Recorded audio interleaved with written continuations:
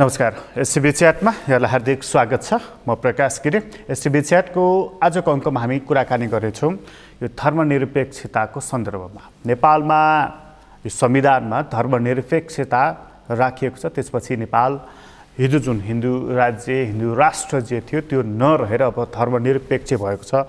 सबै धर्म नै राज्यको धर्म हो, राज्यको खास धर्म हुँदैन भनेर त्यो सिद्धान्त त्यो मान्यता अन्तर्गत संविधानमा यसरी लेखिएको छ। तर नेपालमा यो विषय अहिले पनि बहसकै विषय बनिरहेको छ। एउटा राजनीतिक दलले नेपाल हिन्दू राष्ट्र हुनुपर्छ भनेर अहिले पनि मूल मुद्दा बनाइरहेको छ र नेपालमा कयौँ त्यस्ता अभियानहरू चलिरहेका छन् जसले नेपाल हिन्दू राष्ट्र हुनुपर्छ भनेर बताइरहेका छन्। वास्तवमा यो किन जरिरहेको छ? के नेपाल पुनः धर्मको नाममा एउटा पोलराइजेसन हुँदै गइरहेको हो? यो एउटा महत्त्वपूर्ण सवाल खडा हुँदै गइरहेको छ र कतिपय मानिसहरू भन्दछन् कि नेपालमा धर्मको आडमा र धर्मलाई अगाडि सारेर राजनीति पनि हुन थालेको छ भनेर र यो कति सत्यताको नजिक छ? आजको अङ्कको मूल बसाइ यो रहनेछ र यो कुराकानी गरिरहँदाखेरि हामी कहाँ थुप्रै एक दुईवटा कुराहरू योसँग जोडिएर पनि आएका छन् जुन प्रधानमन्त्रीको अभिव्यक्तिमा झल्किएको पनि छ। आजको अङ्कमा हामी त्यसबारेमा पनि प्रवेश गर्नेछौँ र कुराकानीको लागि आज हामीसँग स्टुडियोमा हुनुहुन्छ विनय यादव। उहाँ संयोजक हुनुहुन्छ राष्ट्रिय एकता अभियानको। विनयजी तपाईँलाई स्वागत छ। नमस्ते। यो राष्ट्रिय एकता अभियान भनेर चलाउनु भएको रहेछ र तपाईँहरूले यस मार्फत चाहिँ हिन्दू धर्मको प्रवर्धन गर्ने, बढावा गर्ने, सङ्गठन निर्माण गर्ने गर्नुभएको रहेछ भने चाहिँ यो भारतमा जुन चाहिँ काम भइरहेका छन् यी शिवसेनाले आदिले इत्यादिले जुन काम गरिरहेका छन् त्यस्तै खालको काम तपाईँहरूले यहाँ गर्न खोज्नुभएको हो? हामी राष्ट्रिय एकता अभियान जुन एउटा अभियान सञ्चालन गरेका छौँ त्यो ठाउँ ठाउँमा हाम्रो त्यो अभियानमा आम पब्लिक जोडिराखेका छन्। त्यो बिस्तारै बिस्तारै सङ्गठनको रूप लिइरहेको छ। भन्दाखेरि भारतमा शिवसेना अथवा आरएसएस अथवा विश्व हिन्दू परिषदले जुन काम गर्दैछ त्यो उहाँहरूले जुन गरिराख्नु भएको छ त्यो पनि नराम्रो काम होइन। उहाँहरू पनि राम्रो काम गरिराख्नु भएको छ। हामी पनि नेपालमा पनि हाम्रो सनातन संस्कृति र राष्ट्रियताको लागि काम गरिरहेको छौँ। यो काम चाहिँ दुनियाँको सबभन्दा राम्रो काम हो भनेर लागेर हामी गर्दैछौँ। नाम राष्ट्रिय एकता अभियान भनेर राख्नु भएको छ अनि फेरि प्रवर्धन चाहिँ हिन्दू धर्मको गरिराख्नु भएको छ। यो हिन्दू धर्मको मात्र कुरा गरेर यो देशमा यहाँ त जातीय विविधता छ, धार्मिक विविधता छ, होइन, भौगोलिक विविधता पनि छ, हामीसँग भाषिक विविधता पनि छ। कसरी एकता कायम हुन्छ? हाम्रो देशमा सांस्कृतिक विविधता भएको देश हो, यो सर्वस्वीकार्य कुरा हो, होइन। हाम्रो देशमा पूर्वमा जानुहुन्छ भने जनजाति कल्चर छ, जनजाति संस्कृति छ। तराईमा जानुहुन्छ भने मधेसको संस्कृति छ। पश्चिम तराईमा जानुहुन्छ भने अवधको कल्चर छ। जनकपुरतिर जानुहुन्छ भने मिथिलाको कल्चर छ। काठमाडौँमा आउनुहुन्छ भने नेवार समुदायको छुट्टै कल्चर छ, संस्कृति छ। पश्चिम पहाडमा जानुहुन्छ भने लिम्बुवान अथवा किराँतहरूको छुट्टै संस्कृति छ, बौद्धको संस्कृति छ। तर त्यो सबै विविधतालाई जोड्ने जुन मूल सूत्र छ, म एउटा मधेसी हुँ, धोती लगाउँछु, कुर्ता लगाउँछु, तर पनि मेरो र नेवार समुदायको जुन जोड्ने जनजातिहरूलाई जोड्ने जुन मूल सूत्र छ त्यो चाहिँ हिन्दुत्व हो, त्यो सनातन हो। त्यस कारणले हिन्दुत्वको जबसम्म यहाँ हिन्दुत्व मजबुत हुँदैन, हिन्दुत्व बलियो हुँदैन, सनातन संस्कृति बलियो हुँदैन, तबसम्म न हाम्रो देश मजबुत हुन सक्छ न हाम्रो राष्ट्रियता मजबुत हुन सक्छ। त्यस कारणले यो सब विविधतालाई एकतामा जोड्नको लागि राष्ट्रिय एकता अभियानको जुन हाम्रो थालनी छ त्यो सनातन संस्कृतिबाट हामी सबलाई जोडेर राष्ट्रलाई मजबुत पार्ने काम अगाडि बढाएको छ। हिन्दुत्वले मात्रै एकता निर्माण गर्न सक्छ भन्ने तपाईँको मत जुन रह्यो नि, कारण चाहिँ के? कारण के छ भने नि जनजाति समुदायको आफ्नै भेष छ, आफ्नै भाषा छ, आफ्नै लिपि छ, आफ्नै खानपान छ, है। त्यस्तै मिथिलाको आफ्नै भेष छ, आफ्नै भाषा छ, आफ्नै लिपि छ, आफ्नै खानपान छ, आफ्नै रीतिरिवाज छ। त्यस्तै पश्चिमको अवध प्रान्तको अवध क्षेत्रको जुन आफ्नै खानपान छ, आफ्नै वेशभूषा छ, आफ्नै रीतिनीति छ। नेवार समुदायको आफ्नै लिपि छ, आफ्नै वेशभूषा छ, आफ्नै खानपान छ, आफ्नै प्रक्रियाहरू छन्। तर नेवार समुदायले जुन दसैँ मनाउँछन् त्यही दसैँ मिथिलाको पनि व्यक्तिले मनाउनुहुन्छ। त्यही व्यक्ति जनजाति समुदायले पनि मनाउँछ, त्यही दसैँ चाहिँ तपाईको अवध क्षेत्रको व्यक्तिले पनि टीका लगाएर दसैँ मनाउनुहुन्छ। जुन दीपावली सनातनको जुन दीपावली छ त्यो तिहार हामीले जुन नेवार समुदायले मनाउँछन् त्यही तिहार चाहिँ हामी तराईको मधेसीले पनि मनाउँछन्, त्यही तिहार चाहिँ जनजाति समुदायले पनि मनाउँछन्। त्यसकारणले यो सबै विविधता जुन जुन छ नि त्यसलाई एक सूत्रमा जोड्नको लागि हिन्दुत्व र कुनै पनि राष्ट्रको जुन राष्ट्रियता हुन्छ नि, राष्ट्रियतामा त हुन त धेरै कुराहरू, जसरी गङ्गामा धेरै नदीहरू बगेर गएर गङ्गा बन्छन् मिसिएर, ठिक त्यस्तै राष्ट्रियता भनेको एउटा सीमा अथवा एउटा कुनै सब्जेक्ट मिलेर भनेको होइन। राष्ट्रियतामा धेरै कुराहरू मिलेर राष्ट्रियता बन्छ र कुनै पनि देशको राष्ट्रियता बनाउने जुन आधार, प्रमुख आधार हुन्छ त्यो देशको संस्कृति हुन्छ। पुरातन कालदेखि जुन त्यहाँको संस्कृति हुन्छ त्यो चाहिँ राष्ट्रियताको मूल हुन्छ। र हाम्रो नेपालको जुन पुरातन संस्कृति हो, सनातन संस्कृति हो, त्यो सनातन हो र हिन्दू संस्कृति हो। त्यसकारणले हिन्दू संस्कृति बगैरको जुन राष्ट्रियताको कल्पना गरिन्छ त्यो खोक्लो राष्ट्रियता हुन्छ। त्यो राष्ट्रियतामा देश चाहिँ टिक्न सक्दैन, राष्ट्रियता टिक्न सक्दैन।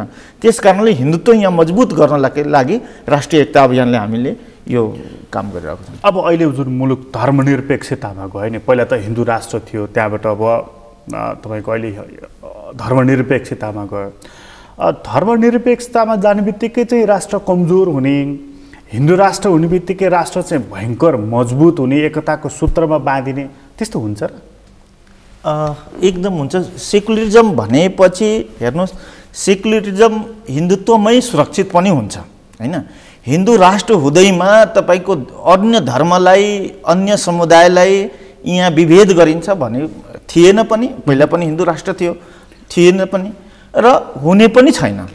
त्यसकारणले र हिन्दू भनेकै सेकुलरिजम हो, हिन्दुत्वमै सेकुलरिजम पनि छ।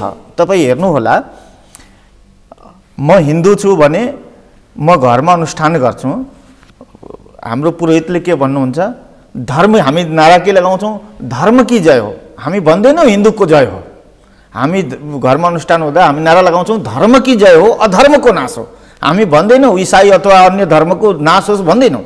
अधर्म भनेको जो पापको काम गर्छ, जो नराम्रो काम गर्छ, अहितको काम गर्छ, अरूको अहितको काम गर्छ, त्यसको नाश होस्। चाहे मेरो भाइ किन नहोस् है, मेरो घरको मान्छे किन नहोस्, अधर्मको नाश होस्, प्राणीमा सद्भावना होस्। हामी भन्दैनौँ कि अरूसँग सद्भावना नहोस्, आफ्नै मात्रै सद्भावना होस् भन्दैनौँ। प्राणीमा सद्भावना होस् र विश्वको कल्याण होस्। हामी यति मात्रै भन्दैनौँ नेपाल हिन्दू राष्ट्र हो भने नेपालकै मात्रै कल्याण होस् भन्दैनौँ। हाम्रो विचार के हो, सनातन विचार के हो, हिन्दूको विचार के हो, विश्वको कल्याण होस्। चाहे त्यो इसाई देश होस् अथवा इस्लामिक देश होस्, सबको कल्याण गर्ने जुन चिन्तन हो यो हिन्दुत्व हो। र धर्मनिरपेक्षको कल्पना के हो? सेकुलरिजम। हाम्रो संस्कृतिलाई जुन सेकुलरिजमको जुन विद्वानहरूले कल्पना गरे ती हाम्रो संस्कृतिले बुझेकै थिएनन्। उनीहरू त पश्चिमा र इस्लाम बुझेका थिए र त्यहाँ धर्मनिरपेक्षको आवश्यकता थियो। किनभने आज पनि इस्लामिक देशमा जानुहुन्छ र रोजाको टाइममा तपाईँ जानुहुन्छ, तपाईँ हिन्दू हुनुहुन्छ, सार्वजनिक ठाउँमा पानी खाइलिनुहुन्छ भने भित्र छिर्दा गरिदिन्छ त्यहाँको कानुनले हैन। त्यहाँ स्वतन्त्रता छैन, धार्मिक स्वतन्त्रता छैन। अहिले 20-25 दिन अगाडि पाकिस्तानमा अनुमति लिएर त्यहाँका हिन्दूहरूको लागि कृष्ण मन्दिर बनिरहेको थियो हैन। तर त्यो कृष्ण मन्दिरको जगलाई भत्काएर त्यहाँ नमाज अदा गर्नको लागि लगाइयो सरकारद्वारा, पाकिस्तानको सरकारद्वारा। वास्तवमा धर्मनिरपेक्षताको आवश्यकता त्यहाँ थियो, त्यहाँ छ। तर हाम्रो मुलुकमा हामी हिन्दू त सौहार्दको हिन्दू संस्कृति हो नि, हामी त भाइचाराको यो संस्कृति हो। हामी अरूलाई विभेद गर्ने संस्कृति नै हैन। तर अब राज्यले एउटा निर्णय गरिसक्यो, संविधानमा पनि लेखिसक्यो हामी धर्मनिरपेक्ष भयौँ भनेर, सबै राजनीतिक दलहरू यसमा सहमत भएका छन् र त्यत्रो संविधान सभाको त्यत्रो बहुमतले यसलाई पास गरेको छ। अब फेरि यसमा च्यालेन्ज गरेर के प्राप्त हुन्छ? हैन, बिल्कुल प्राप्त हुन्छ। किनभने यो हिन्दुत्वलाई यो देशमा समाप्त पार्ने जुन षड्यन्त्र छ, हुन त कसले गर्यो? संवैधानिक रूपले हिन्दू राष्ट्र हटाइयो, तर व्यवहारिक रूपमा यो देश चाहिँ आज पनि हिन्दू राष्ट्र नै हो हैन। र हिन्दू राष्ट्र रहने पनि छ। तर हिन्दू संस्कृतिमाथि दिन प्रतिदिन घात चाहिँ भइरहेको छ त्यो विदेशी र चर्च खुलेर भनौँ है चर्च र इस्लामिक देशहरूबाट र अहिले जुन एउटा इन्टरनेसनली सिनो इस्लामिक एउटा जुन गठबन्धन हामी हेरिरहेको छौँ त्यो गठबन्धनबाट पनि यो देशमा चाहिँ हिन्दू संस्कृतिलाई समाप्त गर्ने षड्यन्त्र चलिरहेको छ। समय समयमा हाम्रै नेताहरू उहाँहरूको त्यो गठबन्धनको सिनो इस्लामिक जुन गठबन्धन छ चर्चको जुन गठबन्धन छ होली वाइनको जुन यहाँ कामहरू चलिरहेको छ त्यो कामहरूमा हाम्रै नेताहरू प्रयोग भइराख्नु भएको छ हैन। जानी जानी प्रयोग भइराख्नु भएको छ कि अनजानमा हामीलाई मलाई त लाग्दैन कि हाम्रो नेताहरू अशिक्षित छन् अनपढ छन् छैनन् जानी बुझेका छन् पढे लेखेका छन् र मलाई जहाँसम्म लागिरहेको छ जानी जाने आफ्नै देश र धर्म र संस्कृतिको खिलाफ जानु भनेको आफ्नो राष्ट्रको राष्ट्रियतामाथि चाहिँ हल्का छन् हाम्रा नेताहरू। त्यसकारणले यो चाहिँ हिन्दू राष्ट्र समाप्त भयो भने हाम्रो राष्ट्रियताको मूल समाप्त हुन्छ र जुन देशको राष्ट्रियताको मूल समाप्त हुन्छ त्यो राष्ट्र पनि एक दिन समाप्त हुन्छ। यो चाहिँ षड्यन्त्रको तहत विदेशीहरूबाट हाम्रो देशमा यो काम चलिरहेको छ। हेर्नु न 10 श्रावण महिनामा ज्येष्ठ महिनामा रुकुमको घटना भएको थियो। म यो घटनाको जिकिर गर्न चाहन्छु। रुकुममा घटना भएको थियो एउटा बिक समाजको दलित केटाले एउटा क्षेत्रीको केटीलाई माग्न के गए लिन गए हैन। त्यो संजोगले एउटा बिक समाजको केटा र क्षेत्री समाजको केटी परिन्। तर जुन घटना भयो त्यो घटना चाहिँ बिक समाजको केटी र क्षेत्री समाजको केटा भएको भए पनि हुन्थ्यो। किनभने कसैको घरमा कसैको अनुमतिको बेगर कसैको चेलीबेटीलाई बलजफ्ती कोही लिन जान्छ भने त्यो घर परिवारको प्रतिष्ठा र चेलीबेटीको प्रतिष्ठाको लागि त्यहाँ विवाद हुन्छ। तर त्यो विवाद चाहिँ त्यहाँ हिंसामा गयो। त्यो नराम्रो हिंसा हुनु भनेको नराम्रो हो, त्यसको पक्षधर छैन म। तर त्यो घटनालाई लिएर काठमाडौँको सडकमा हाम्रा नेताहरूले के नारा लगाए त? मनुस्मृतिमाथि प्रश्न चिन्ह खडा गरे, हिन्दू संस्कृतिमाथि प्रश्न चिन्ह खडा गरे कि दलितसँग विभेद गराउने संस्कृति हो भनेर। तर अहिले 10-15 दिन अगाडि एउटा घटना भयो सीतापाइलातिर। एउटा हाम्रो कार्की चेलीबेटीलाई जुन मुस्लिम केटाहरूले एसिड एट्याक गरे त्यो घटनामा चुक्क कोही बोल्न नेता आएनन् सडकमा हैन।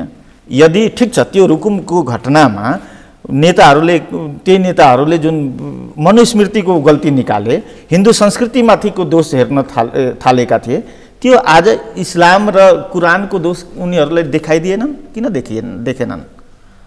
त्यो सडकमा आएर त्यो मुस्लिम केटाहरूको कुरान दोषी हो भनेर किन भनेनन्? किनभने उहाँहरूको त्यो घटनाप्रति कुनै मनमा त्यो छैन, संवेदना छैन। त्यो उहाँहरूको मनस्थिति के हो, उहाँहरूको मिसन के हो भने हिन्दुत्व र सनातनलाई बदनाम गर्ने। किनभने हिन्दुत्व र सनातन बदनाम हुन्छ भने धर्मान्तरणलाई गराउन सजिलो हुन्छ।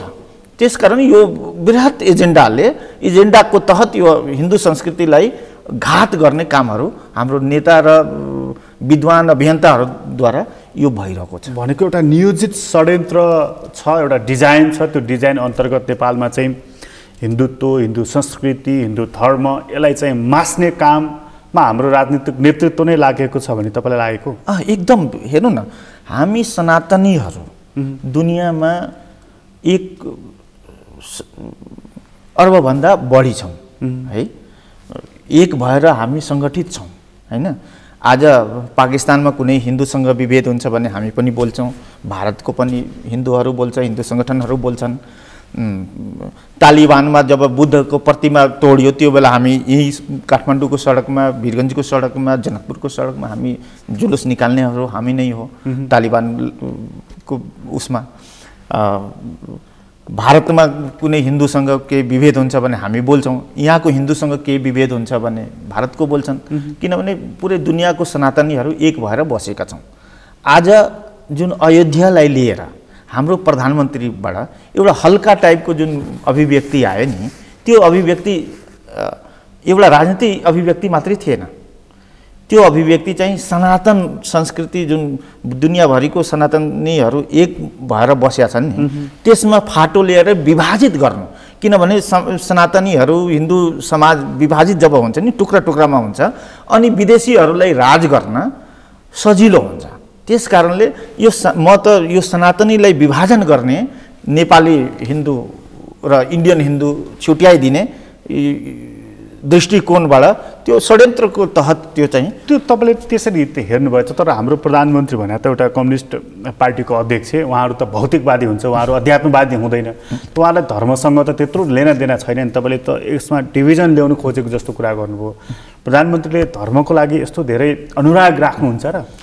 एकदम। किनभने भनाइमा त उहाँहरूले भन्नुहुन्छ कि हामी धर्म मान्दैनौँ, सबै धर्मलाई सम्मान व्यवहार गर्छौँ, तर उहाँहरूको व्यवहारमा त्यो देखिएन। अहिले संविधान बन्दा नेपालमा राष्ट्रिय मुस्लिम आयोग उहाँहरूले गठन गर्नुभयो हैन। राष्ट्रिय मुस्लिम, ल ठिक छ, मुस्लिमहरूको लागि मुस्लिम राष्ट्रिय आयोग आवश्यकता थियो, त्यो माग पनि भएको थियो नि, मुस्लिमहरूले माग गरेका थिए। म भन्दैछु हैन, मुस्लिम राष्ट्रिय आयोग उहाँहरूले बनाउनु भयो एउटा धर्मको लागि। उहाँहरूले वास्तवमा सबै धर्मलाई समान व्यवहार गरेको भए यहाँ चाहिँ हिन्दू आयोग पनि बनाउनु पर्थ्यो, बौद्ध आयोग पनि बनाउनु पर्थ्यो, किरात आयोग पनि बनाउनु पर्थ्यो, जैन आयोग पनि बनाउनु पर्थ्यो।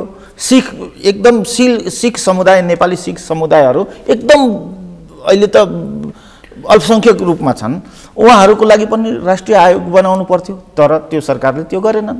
किन? नेपाली जुन यहाँको सनातन धर्महरू छन्, आदि अनादिकालदेखि जुन नेपालीहरूको जुन संस्कृति छ त्यसमाथि आयोग बनाएन। किनभने उहाँहरूको जुन मिसन छ नि, स्कुल अफ थट छ नि सेकुलरिजमको, त्यो चाहिँ गडबड छ हैन।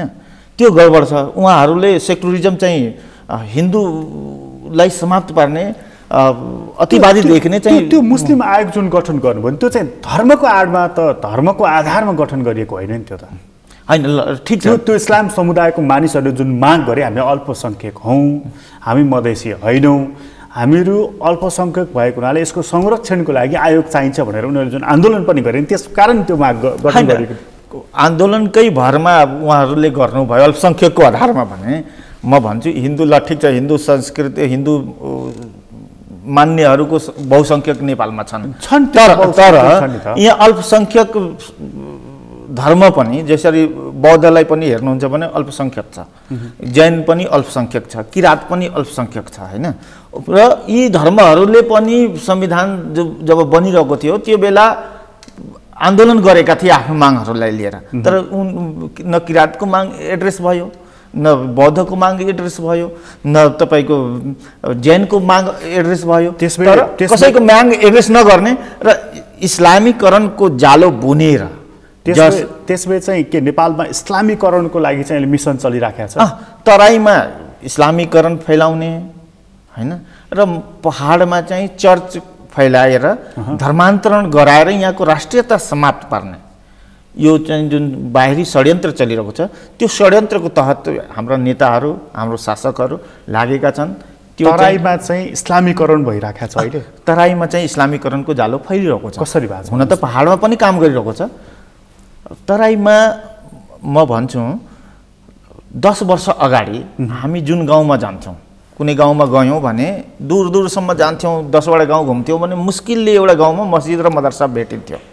तर आज त्यही 10 गाउँमा हामी जान्छौँ भने नि जुन गाउँमा 2 जना मुस्लिम भाइ छन् त्यहाँ पनि मस्जिद र मदरसा बनिसकेको छ। म भन्छु त्यो मदरसाको विद्यार्थी आज पढेर, मदरसाबाट पढेर न सीए बन्छ, न डक्टर बन्छ, न एकाउन्टेन्ट बन्छ, न लोकसेवा पास गरेर हाम्रो प्रशासनिक क्षेत्रमा देशको कार्यमा जाने हो भने यहाँ मदरसा शिक्षाको आवश्यकता के काम हो? मदरसा शिक्षाको जिहाद पढाएर नेपालमा के गर्नु छ बाबा? तपाईँ 20 वर्ष अगाडिको तराईको अथवा नेपालकै मुस्लिम डाटा उठाएर हेर्नुहोस् र जनसङ्ख्याको डाटा उठाएर हेर्नुहोस् र आजको मुस्लिम जनसङ्ख्याको डाटा उठाएर हेर्नुहोस्। हाम्रो नेपालमा जनसङ्ख्या मन्त्रालयले बीचमा एउटा प्रोग्राम चलाउँछ जनसङ्ख्या नियन्त्रणको लागि। हामी सहज स्वीकार गर्छौँ कि देशमा जुन तीव्र गतिले जनसङ्ख्या वृद्धि भइरहेको छ, आउने दिनमा न बस्नको लागि जग्गा पाइन्छ न खानको लागि अन्न पाइन्छ। त्यस कारणले जनसङ्ख्या मन्त्रालयले जनसङ्ख्या नियन्त्रणको उपायहरू ठिक छ हो। तर हाम्रो समाजमा ती मुस्लिम इस्लाम मान्नेहरू त्यो चाहिँ हाम्रो मन्त्रालयको विषयलाई अपनाइरहेको छैनन्। किन उनीहरू जनसङ्ख्या वृद्धि गर्दैछन्। किनभने जनसङ्ख्या जति वृद्धि हुन्छ हाम्रो बहुमत हुन्छ र हामी एक दिन कब्जा गर्छौँ। त्यो तपाईँले तराईको जुन कुरा गर्नुभयो, तराईमा चाहिँ इस्लाम तीव्र रूपमा इस्लामीकरण र पहाडमा चाहिँ तीव्र रूपमा इसाईकरण, होइन, यो दुईवटा कुराको गर्नुभयो। म तराईको कुरा तपाईँसँग थोरै गरेर अनि त्यसपछि यता आउँछु।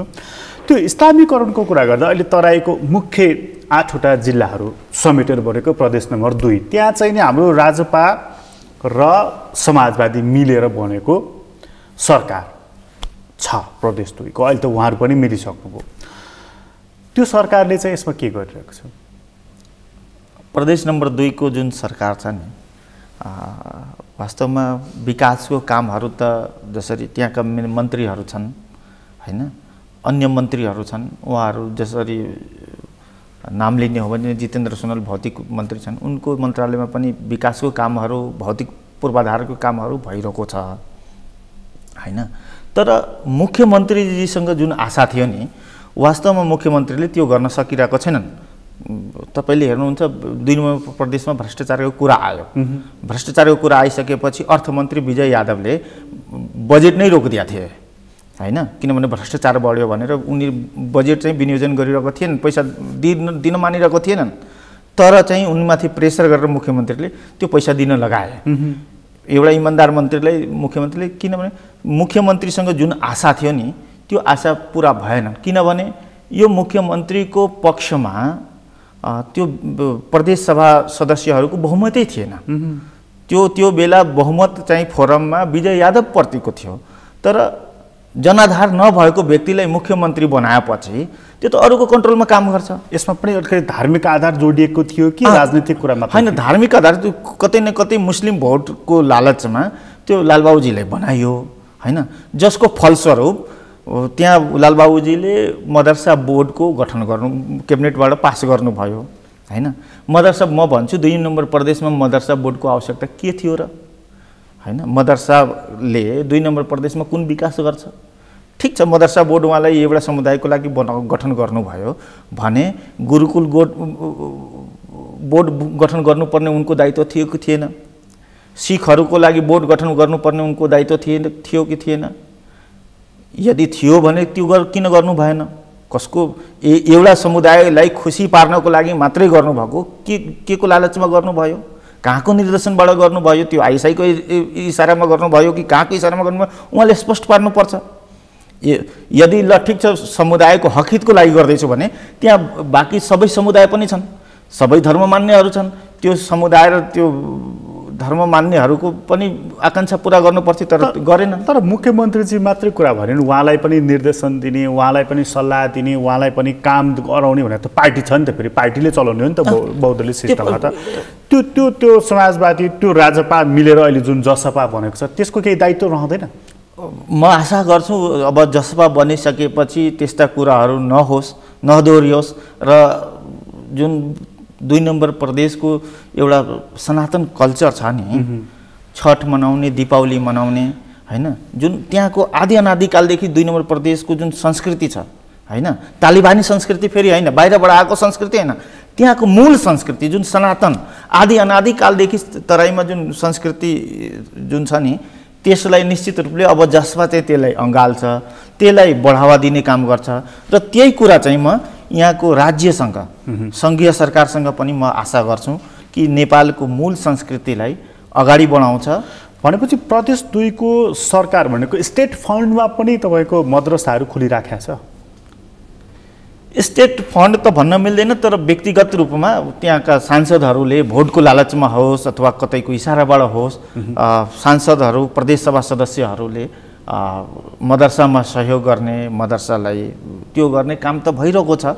त्यो चाहिँ नराम्रो हो, होइन। तर गर्दाखेरि त्यो फेरि मुस्लिम समुदायको पनि मत लिनुहुन्छ नि, मत लिनुहुन्छ त्यसको लागि पनि त, जस्तो चाहिँ तपाईँ म जुन ठाउँबाट निर्वाचित हुन्छु त्यो ठाउँको जनताको के चाहन्छन्, उनीहरूको आवश्यकता के छ, त्यो पुरा गर्नु त मेरो दायित्व पनि हुन्छ नि त फेरि। ठिक हो, त्यो म भन्दैछु नि। यसमा फेरि मुस्लिमको लागि काम गर्यो भनेर फेरि यसलाई अलिकति धार्मिक रूपमा विभाजनको कुरा भयो कि तपाईँको अलिकति? यो होइन, मुस्लिमको लागि काम गरोस् न बाबा, म कहाँ भन्छु मुस्लिमको लागि कामै गर्नु हुँदैन भनेर। मुस्लिममा अशिक्षा छ, मुस्लिमको बच्चाहरू स्कुलमा आउँदैनन्, त्यो स्कुल नेपाल सरकारको स्कुलमा ल्याउने काम गरौँ न बाबा। मुस्लिमको महिलाहरूसँग विभेद छ, त्यसलाई निर्मूल पारौँ न बाबा। मुस्लिमहरूको बच्चा, मुस्लिमहरूमा जनचेतना नभएर एउटा नारीसँग विभेद भइरहेको छ। नारीलाई मुस्लिमको मदरसामा प्रवेश निषेध छ अहिलेसम्म पनि, किनभने मुस्लिम संस्कृतिले के भन्छ, महिलामा आत्मा नै होती है, महिला नापाक हुन्छ भनेर।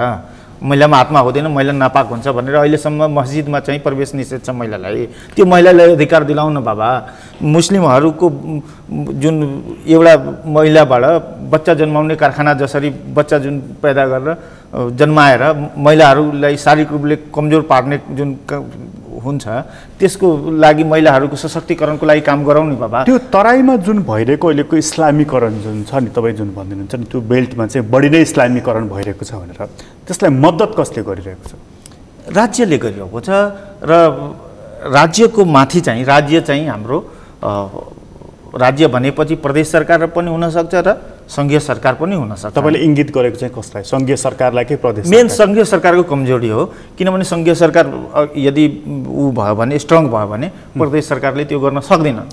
त्यो अब जस्तो तपाईँ पनि तराईवासी मानिस होइन, तराईकै मान्छे, तराईमा भएको समस्याको र त्यहाँ भइरहेको गतिविधिको तपाईँले कुरा गरिराख्नु भएको छ। तपाईँको अभियानको मूल फोकस चाहिँ पनि तराईमै देखिएको छ, पहाडमा पनि अलिकति सङ्गठन त छ तपाईँहरूको।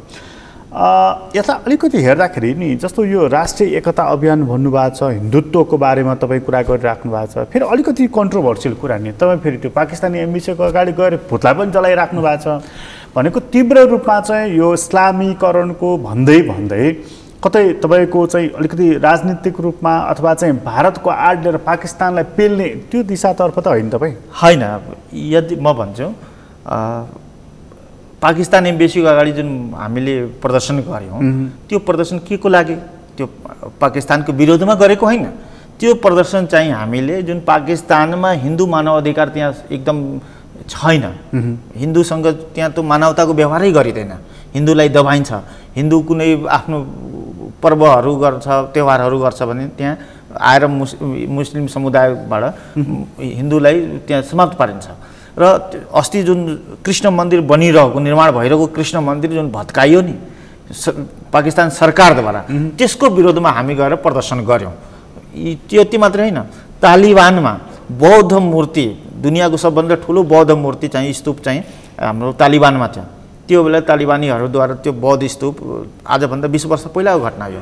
त्यो बेला चाहिँ बौद्ध मूर्ति चाहिँ तालिबानमा भत्काइयो। त्यो बेला पनि हामी काठमाडौँ र देशको अन्य क्षेत्रको उसमा हामी तालिबानको विरुद्धमा प्रदर्शन गऱ्यौँ। यति मात्रै होइन, भारतमा पनि मुस्लिम लक्षित हो तपाईँहरूको अभियान? होइन, भारतमा पनि हाम्रो शङ्कराचार्य, पुरीको काची कामकोटीको शङ्कराचार्यलाई जब जेलमा हालियो नि, अनावश्यक र विवादहीन कुरा कुतर्क गरेर र छेल्न लगाएर जुन जेलमा हालियो, त्यो बेला पनि हामी भारत सरकारको एम्बेसीको अगाडि हामी गएर प्रदर्शन गरेका हौँ। त्यसकारणले यो भन्न मिल्दैन कि हामी एउटा यसो जोड्दाखेरि चाहिँ तपाईँहरू यसो गरे उसो गरे मुस्लिमहरूप्रति लक्षित भएको जस्तो देखिने क्या? होइन, मुस्लिमहरूको प्रति लक्षित होइन। यो देशको राष्ट्रियता के हो भने नि, एक प्रसङ्गमा भन्छु, मेरो आमा पढे लेखेको हुनुहुन्न, मधेसको एकदम गाउँको आमा मेरो महिला हुनुहुन्छ मेरो आमा होइन। उहाँले राष्ट्रियता के हो भने तर थाहा छैन। तर मेरो आमा वीरगन्जबाट बसमा चढ्नुहुन्छ। काठमाडौँमा सानो हुँदा म पहिलोपल्ट काठमाडौँ आमासँग आएको थिएँ होइन। साझा बसमा हामी चढ्यौँ बिहान, अनि साझा बसमा वीरगन्जबाट हिँडेपछि पथलैया कटिसकेपछि चुरियामाईको मन्दिर आयो।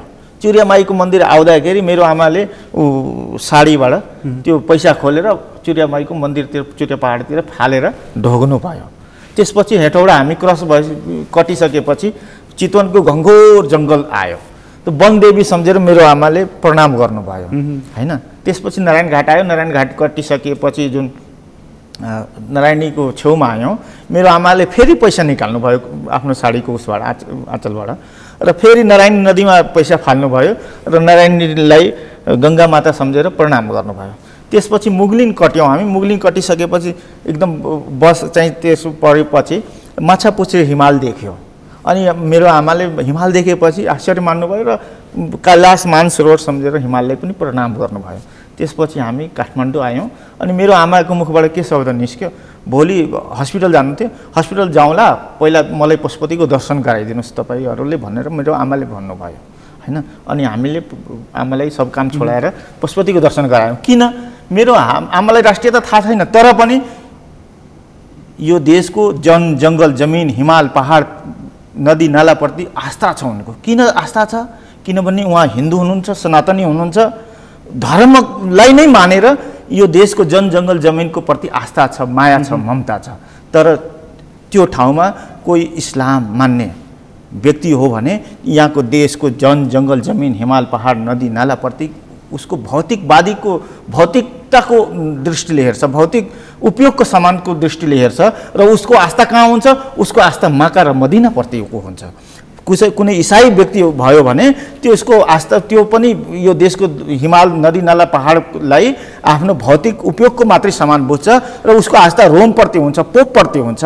त्यस कारणले राष्ट्रियता भनेको सनातन संस्कृति नै हो। मुस्लिमहरूको विरोधी भएर त भरि निक्ल्या होइन। होइन, हामी कसैको विरोध गर्ने होइन, आफ्नो संस्कृतिलाई जगेर नगर्ने, आफ्नो राष्ट्रियतालाई बलियो पार्ने काम गर्दैछौँ। तर हाम्रो दर्शकहरू त इस्लाम धर्म मान्ने दर्शकहरू पनि हुनु होला, हेरिराख्नु भएको। तपाईँको कुरा सुन्दाखेरि त यो मान्छे त बडा हाम्रो विरोधी रहेछ, पक्का पनि त्यो त मनमा आउँछ नि त, आउँदैन? होइन, उहाँहरूले परिवर्तन हुनुपर्छ।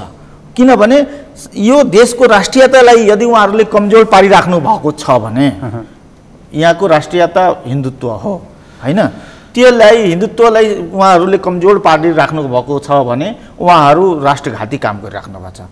यदि उहाँहरू राष्ट्रियतालाई कमजोर पार्नुहुन्न भने उहाँहरू परिवर्तित हुनुपर्छ हैन। राष्ट्रियता र लाई कमजोर पार्ने, राष्ट्रघात गर्नेलाई त फेरि कारबाही गर्ने अलग्गै कानुन पनि छ नि त हामीसँग। त्यसलाई हामीले धेरै टेन्सन लिनु परेन, त्यसलाई अलग्गै कुराले ठिक गर्छ। तर मलाई अलिकति तपाईँसँग जोड्न खोजेको, तपाईँ पर्साको मान्छे, अस्ति हाम्रो प्रधानमन्त्रीको अभिव्यक्ति आयो कि तपाईँले सुसुक्क पनि भन्नुभयो कि रामको जन्मभूमि नेपाल हो र त्यो ठोरीको आसपासमै अयोध्या छ, अयोध्यापुरी पनि छ त्यहाँ भन्दाखेरि पनि तपाईँहरू फेरि चाहिँ यो झन् विभाजन ल्याउने कुरा हो, यो पश्चिमाहरूको उक्साहटमा बोलेको कुरा हो, भारतसँग सम्बन्ध बिगार्ने कुरा हो भन्दै हुनुहुन्छ। फेरि हाम्रै देशमा राम जन्मिएको भएदेखि त झन् गजबै भएन र? किन त्यसमा विरोध गर्नुपर्ने के छ र? होइन, राम एउटै थिए होइन, राम एउटै थिए र एउटै ठाउँमा जन्म भएको हो उहाँको होइन, र त्यो अयोध्यामा भएको हो।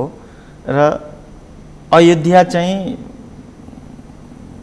सरयुको जुन तटमा अहिले वर्तमानको अयोध्या छ नि, त्यही उहाँको जन्म भएको हो। हिजो चाहिँ राम मन्दिरको शिलान्यास पनि भयो। 500 लगातार 500 वर्षको सङ्घर्ष जुन थियो नि, त्यसको फलस्वरूप हिजो चाहिँ मन्दिरको शिलान्यास भयो।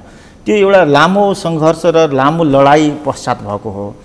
इस्लाम धर्मावलम्बी र बाबरको जुन अनुयायीहरू थिए उनीहरूसँग कानुनी रूपले प्रमाणको आधारमा सबै तहमा लडाइँ भइसकेपछि यो प्रमाणित सिद्ध भयो कि होइन राम जन्मभूमि चाहिँ अयोध्या नै हो भनेर होइन।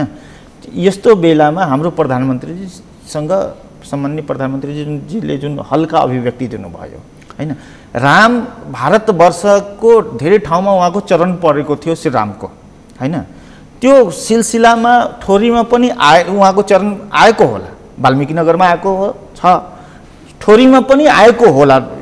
यो अनुसन्धान गर्नुपर्ने कुरा हो, तर जन्मै भएको कुरा चाहिँ यो चाहिँ कुरा गलत हो होइन। उहाँको चरण आएको अध्ययन गरौँ न, भेटी पो हालिन्छ कि हामीका कस्ता कस्ता संस्कृतिविदहरू र भारतकै कस्ता कस्ता संस्कृतिविदहरूले लेखेका कुराहरूले पनि हाम्रो अयोध्या, हाम्रो ठोरीलाई केही कुराहरू चाहिँ स्थापित गर्छन्। जस्तो चाहिँ प्रधानमन्त्रीको एउटा भनाइ छ नि होइन, जस्तो चाहिँ अयोध्याबाट वाल्मिकी आश्रमसम्म सीतालाई जुन लगिएको जुन ठाउँ छ, यहाँबाट अहिलेको अयोध्या भनेको उत्तर प्रदेशसम्म लैजानलाई त धेरै पर छ नि त। एकैछिनमा लगेर बेलुका लक्ष्मण फर्केको जुन यो कथाहरूलाई जोड्दाखेरि त हाम्रै नजिकै यही भन्ने देखिन्छ नि त नेपालमा। होइन, के छ भने नि कथामा हामी यो नजिक र टाढाको तर्क चाहिँ यो एउटा तर्कभन्दा पनि कुतर्क चाहिँ, किनभने पहिला जुन बेला यो सवारी साधनको युग थिएन नि, त्यो बेला मान्छेहरू हिँडेर अथवा अन्य कुनै, त्यो त त्रेता युगमा त झन्डै त्यो एउटा अन्य प्रकारको शक्ति हुन्, दैवीय शक्ति हुन्थ्यो, दिव्य शक्ति हुन्थ्यो। दैवीय शक्ति थियो होला भनेर मानौँ होइन, नहुन नि सक्छ, थाहा छैन, अथवा यो कथा मात्रै थियो कि यो कुरा पनि अब थाहा छैन होइन, ऐतिहासिक रूपमा भोलि प्रमाणहरूले पुष्टि गर्ला। तर हामी राष्ट्रियताको कुरा गर्छौँ, राष्ट्रभक्त हौँ हामी, देशभक्त हौँ हामी भनेदेखि तपाईँ हामी सबै मिलेर किन यसमा अध्ययन गर्न लाग्ने, किन एकैचोटि प्रधानमन्त्रीको अभिव्यक्ति विरोधमा लाग्ने? होइन, प्रधानमन्त्री हाम्रो कुनै एउटा सामान्य नागरिक हुनुहुन्न थियो। प्रधानमन्त्री भनेको हाम्रो देशको सर्वोच्च शिखर होइन, एउटा शासकको रूपमा बोलिराख्नु भएको बेलामा उहाँले बरु अनुसन्धान गरेर बोलेको भए झन् बेटर हुन्थ्यो। तर अनुसन्धानै नगरिकन बोल्नु भनेको सनातनलाई अमर्यादित गर्नु र सनातनमाथिको प्रहार गर्नु, जुन उहाँले एउटा आफ्नो थ्योरी, कम्युनिस्ट थ्योरीबाट जुन उहाँहरूको सोच छ नि, स्कुल अफ थट उहाँहरूको जुन छ नि, त्यो थटको लाई लिएर किनभने हिजोसम्म राम काल्पनिक हुन् भन्ने, आज चाहिँ रामको जन्म यहाँ हो भन्ने मान्छे चाहिँ त्यो उनले भन्नु भनेको तपाईँ र हामीलाई षड्यन्त्र भएको सहर्ष हामी स्वीकार गर्छौँ नि। नै केही सूचनाहरू भयो होला, केही अध्येताहरूले भने होला, जस्तो हामी कहाँ पनि 2-4 जना चाहिँ अध्येताहरूले कुराहरू यसलाई अलिकति प्रमाणित गर्ने केही आधारहरू प्रारम्भिक रूपमा देखिएका छन्, थप अध्ययन गरौँ भन्दैछन् नि त। यो कुरालाई हामीले नजरअन्दाज गर्न म भन्दैछु नि, राम भारतवर्षमा धेरै ठाउँहरूमा उहाँको चरण परेको थियो, ठोरीमा पनि हुनसक्छ, ठोरीलाई पनि जुन रामायण सर्किट जुन बनिरहेको छ नि अहिले तीर्थस्थलहरू, राम जहाँ जहाँ गएका थिए त्यहाँ त्यो ठाउँलाई तीर्थस्थलको रूपमा डेभलप गर्ने हामी अनुसन्धान गर्नुपर्छ कि रामको चरण चाहिँ ठोरीमा पनि परेको छ कि भनेर अध्ययन गर्नुपर्छ। र यदि परेको छ भने त्यसलाई पनि रामायण सर्किटमा ल्याएर त्यसलाई पनि पर्यटन स्थल बनाउनुपर्छ, त्यसको पक्षमा छु म। तर राम त्यही जन्मेको हो भनेर, किनभने जुन अयोध्यामा राम मन्दिरको जुन विवाद थियो नि होइन, तर तपाईँको जस्तो चाहिँ वाल्मिकी आश्रम यहीँ छ होइन त, तपाईँको चाहिँ दशरथले आएर बाण चलाएर श्रवण कुमारलाई जुन बाण लागेको छ त्यो अहिलेको हाम्रो स्याङ्जामा छ होइन त, यही छ नि त होइन। यी घटनाहरू, यी कुराहरूलाई यसो जोड्ने, जस्तो श्रृङ्गी ऋषिको चाहिँ आश्रम अथवा उनी बसेको रिडी गुल्मीको हामीसँगै छ, त्यसपछि पछिल्लो समय उनको बसोबास रहेको अहिलेको चाहिँ चतरा सुनसरीको आसपास त्यो ठाउँ पनि हामीसँगै छ भन्दाखेरि त रामको जन्म यहीँ छैन भन्ने पर्ने कारण के छ? म भन्छु, जुन राम जन्मभूमिको जुन आन्दोलन थियो नि, त्यो आन्दोलन 500 वर्षदेखिको सङ्घर्ष अनावरत चलिरहेको छ होइन। त्यसमा हरेक प्रकारको प्रमाण होइन, कानुनी प्रमाण, भौतिक प्रमाण उत्खनन गरेर त्यहाँ भारत सरकारको जुन उत्खनन विभाग छ नि, पुरातात्विक विभाग, उसले पनि राम जन्मभूमिमा जुन मन्दिर पहिला थियो, बाबरी ढाँचा थियो होइन, त्यहाँ खनेर त्यहाँको प्रमाणहरू जुटाएर अनि लास्ट आवरमा प्रमाणित यो गर्यो। आज होइन, आज त त्यो यो पनि मान्छेहरूले मोदीको प्रभावमा गएर सर्वोच्चले गरे होला भनेर त्यो होइन। जुन बेला मनमोहन सिंहको सरकार थियो त्यो बेला चाहिँ इलाहाबाद हाइकोर्टले पनि राम मन्दिरको पक्षमा डिसिजन दिएको हो, किनभने प्रमाणको आधारमा होइन। र त्यही आधारमा, तर त्यसले त्यहाँ राम मन्दिर थियो भनेर त प्रमाणित गरेन नि होइन, राम मन्दिर त अवशेष त भेटिएन नि, बिल्कुल भेटिया छ। त्यहाँको उत्खननको रिपोर्टहरू हेर्नुहोस्, पुरातात्विक विभागको रिपोर्टहरू हेर्नुहोस्, राम मन्दिरको पक्षमा भेटिएको छ। त यो कुराहरू नि जस्तो यो चाहिँ सब राजनीतिले गर्छ क्या। जस्तो भारतमै तपाईँको दक्षिण भारतमा अहिले एउटा के अध्ययन भइरहेको छ भने, जस्तो मैले पढेको थिएँ अस्ति त्यो, कि त्यसले के भन्छ कि अहिलेको श्रीलङ्का लङ्का होइन, त्यो दक्षिण भारतकै कुनै एउटा ठाउँमा छ, त्यसको उनीहरूले एउटा प्रमाणहरू जुटाइरहेको मैले देखिरहेको थिएँ। भनेको लङ्का यहीँ छ, रावण यहीँ थिए भनेर उनीहरू त्यो कुरा प्रमाणित गर्न खोजिरहेका छन् भने हामी राम यहीँ जन्मिएका थिए भनेर हामी किन प्रमाणित गर्न नसक्ने? होइन, कथा बिचबिचमा कथा र व्यक्तिले त्यो बङ्ग्याउनु घुमाउनु त्यो छुट्टै कुरा हो, त्यहाँ पनि दक्षिणमा पनि घुमाइरहेको होलान्। तर तपाईँ हिजै शिलान्यासमा प्रधानमन्त्रीले भारतको प्रधानमन्त्रीले जुन बोल्नुभयो रामायणको विषयमा, रामको विषयमा, कुन कुन देशसँग, त्यसमा श्रीलङ्काको पनि जिकिर गर्नुभयो होइन, धेरै देशहरूको नेपालको पनि जिकिर गर्नुभयो। रामको कारणले कुन कुन देशसँग सम्बन्ध भारतको जोडिन्छ भने प्रधानमन्त्रीले त्यो हल्का त बोल्नु भएन। तर हाम्रा प्रधानमन्त्रीले रामायणको कुरा हुँदा, रामको कुरा हुँदा प्रमाणित नभएको कुराहरू बोलेर एकदम हाम्रो देशलाई नै, राष्ट्रलाई नै हास्यास्पद रूपमा ठड्याउनु भनेको अलिकति कतै न कतै राष्ट्रको लागि, नेपालको लागि हल्का साबित हुन्छ। तर तपाईँ हामीले सोच्ने त हाम्रो राष्ट्रको लागि हो नि, भारतको लागि हो नि। होइन, हामीलाई के फरक पर्छ? भारत जसुकै हो, जसरी भारतले भन्यो नि बुद्ध भारतमा जन्मिएका, स्वयं मोदीले भाषण गरे, अप्रमाणित त्यसको पो विरोध गर्यो नि त। बुद्ध त हाम्रो लुम्बिनीमा जन्मिएका होइन। अप्रमाणित कुरा हाम्रो राष्ट्र प्रमुखद्वारा बोलेपछि दुनियाँमा हाम्रो राष्ट्रको बेइज्जती हुन्छ भने हाम्रो राष्ट्रको चिन्ताको कुरा होइन, हाम्रै राष्ट्रको चिन्ताको कुरा हो नि। र अर्को कुरा म फेरि पनि भन्छु, हिजोसम्म राम काल्पनिक हो भन्ने, आज चाहिँ राम थोरीमा जन्मेको हो भनेर स्वीकार गर्नु भनेको के हो? यो बाहिरी षड्यन्त्र होइन? हिन्दुत्वलाई कमजोर, जुन मैले भने नि तपाईँले कि पुरै दुनियाँको, तर त्यो हामी कहाँ चाहिँ फेरि जति पनि यो हिन्दू सम्बन्धी गतिविधिहरू हुन्छ, अभियानहरू चल्छ, यसलाई चाहिँ भारतले पुट दिइरहेको हुन्छ, मद्दत गरिरहेको हुन्छ भन्ने एउटा जुन आम बुझाइ छ नि।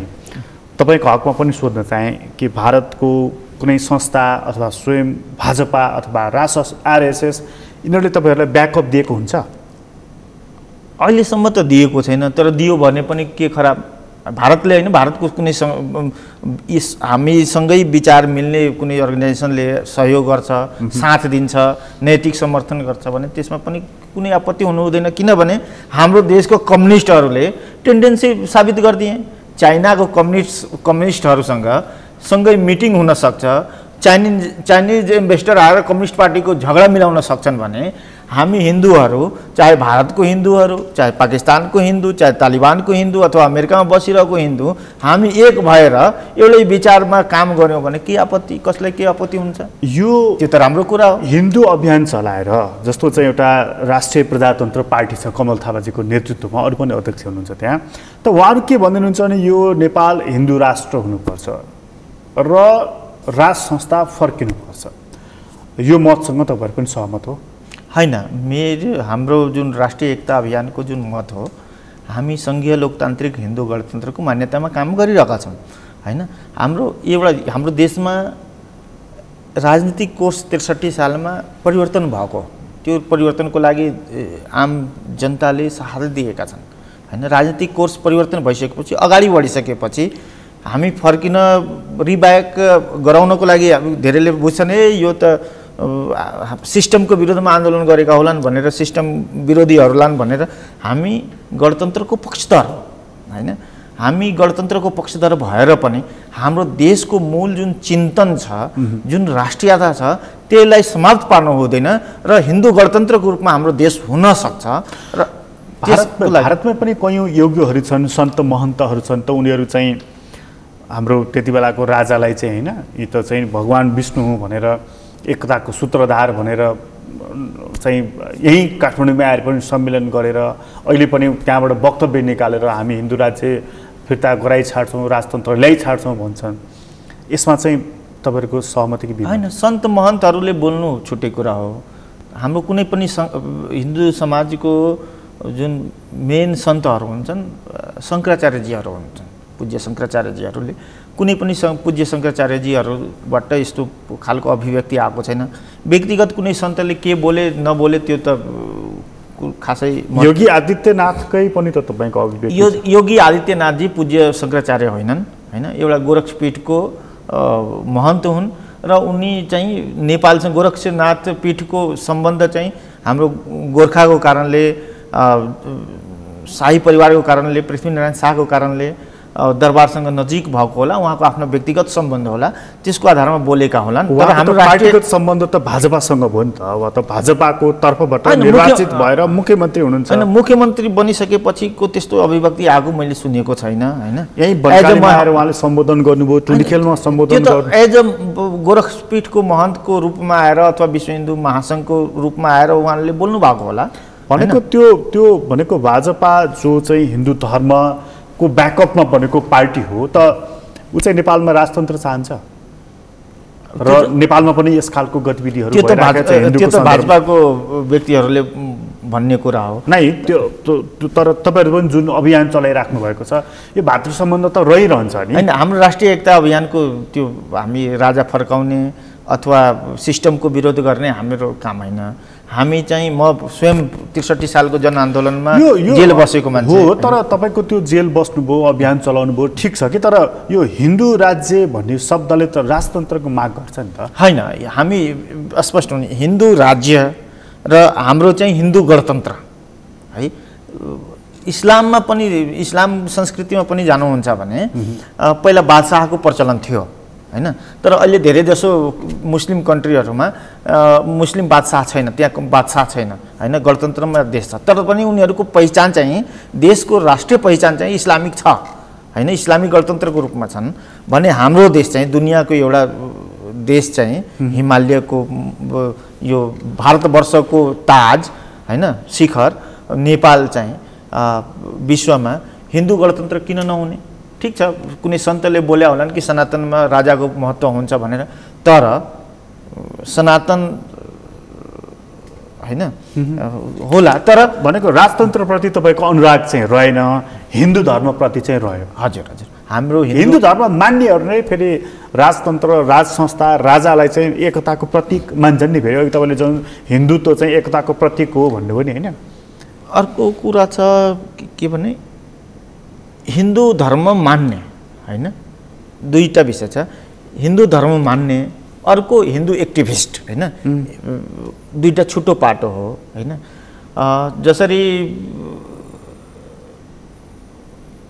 हिन्दुत्वको लागि काम गर्नु, जस्तो कमल थापाजी हिन्दू राष्ट्रको वकालत त गर्नुभयो, बोल्नु त भयो राजनीतिक रूपमा, तर हिन्दुत्वप्रतिको उहाँको लगाव थिएन। उहाँ एज अ नेता उहाँले लाग्यो कि हिन्दू राष्ट्रको इस्यु उठाउँछु भने मलाई भोट पाउँछ, उहाँले उठाउनु भयो, तर हिन्दुत्वप्रतिको उहाँको जुन एउटा हिन्दू कार्यकर्ता भएर 5 वर्ष 10 वर्ष 20 वर्ष हिन्दुत्वको लागि काम गर्छ, तपाईँले भन्छु म हामी अभियानमा छौँ, दिन प्रतिदिन दैनिक रूपमा कुनै न कुनै हिन्दू समाजको समस्याहरू आएको हुन्छन्। हाम्रो कार्यकर्ताहरू सिडिओ अफिसमा गएर, एसपी अफिसमा गएर वकालत गर्छन्, लव जिहादको कुराहरू आएको हुन्छ तराईमा, यहाँ चर्चबाट हिन्दूहरूलाई प्रताडित गर्ने कामहरू भइरहेको छ, नपढे लेखेको पब्लिकलाई, गरिब जनतालाई बर्गलाएर चर्चमा लग्ने कामहरू भइरहेको छ। त्यस्तो समस्याहरूको लागि जुन हाम्रो कार्यकर्ता दिन प्रतिदिन लडाइँ गरिरहेको छ, सङ्घर्ष गरिरहेको छ नि, त्यो कार्यकर्ताको माया हैन, त्यो कार्यकर्ताको हिन्दुत्वप्रतिको माया र आम एउटा हिन्दूप्रति आस्था राख्ने व्यक्तिको माया चाहिँ छुट्टै हुन्छ। त्यसभएदेखि नेपाललाई चाहिँ हिन्दू गणराज्य होइन मा चाहिँ परिणत गर्ने तपाईँहरूको चाहना, ब्याकअप कसको छ? राजनीतिक पार्टीहरूको समर्थन त चाहिन्छ नि, यत्तिकै सानो अभियानले त कुरा पुरा हुँदैन हैन। यो अभियान चाहिँ हाम्रो अहिले सानो होला, भोलि ठुलो हुन्छ हैन। अनि राजनीति यो अभियानको द्वारा राजनीतिक दललाई हामी दबाब दिन्छौँ र राजनीतिक दललाई हाम्रो देशको राष्ट्रियता, मूल राष्ट्रियता के हो भनेर बिस्तारै बिस्तारै राजनीतिक दललाई पनि सम्झाउने प्रयास गर्छौँ र राजनीतिक दललाई दबाब दिएर यो देशलाई फेरि पुनः हिन्दू गणतन्त्र चाहिँ संवैधानिक रूपले, व्यवहारिक रूपले त हिन्दू राष्ट्र आज पनि छ, तर संवैधानिक रूपले फेरि पनि हामी सङ्घीय लोकतान्त्रिक हिन्दू गणतन्त्रको रूपमा यो देशको पहिचान स्थापित गराउने हामी अभियानद्वारा गर्नेछौँ। विनयजी तपाईँलाई धेरै धन्यवाद। धन्यवाद तपाईँले। आदरणीय दर्शकबिन तपाईँलाई पनि धन्यवाद। आज हामीले कुराकानी गऱ्यौँ विनय यादवसँग र उहाँ राष्ट्रिय एकता अभियानको संयोजक हुनुहुन्छ र उहाँले जसरी नेपालमा हिन्दू राज्य जुन थियो, हिन्दू राष्ट्र जुन थियो नेपाल, त्यसबाट धर्मनिरपेक्ष भएको छ, त्यसबाट पुनः नेपाल चाहिँ सङ्घीय लोकतान्त्रिक गणतन्त्र त छँदैछ, तर यो हिन्दू राष्ट्र पनि हुनुपर्छ भनेर उहाँले अभियान चलाइराख्नु भएको छ। त्यो अभियान कति सार्थक होला त त्यो सन्दर्भमा कुराकानी गरेका थियौँ।